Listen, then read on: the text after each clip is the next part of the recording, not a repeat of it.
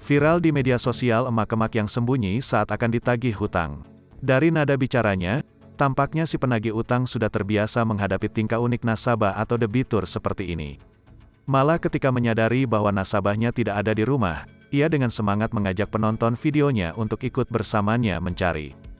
"Gus, cari nasabahku, Gus," ungkap penagih utang dalam videonya. "Oke, mana nasabah?" imbuhnya sambil tertawa kecil. "Oke Gus, nasabahnya hilang, Gus. Entah kemana nasabahnya, Gus." Namun tak lama setelahnya ia sudah berjumpa dengan sosok si nasabah perempuan yang ternyata bersembunyi di bawah kandang. Sambil tertawa bersama rekannya, si penagih utang memergoki nasabahnya seperti anak kecil yang berhasil menemukan temannya.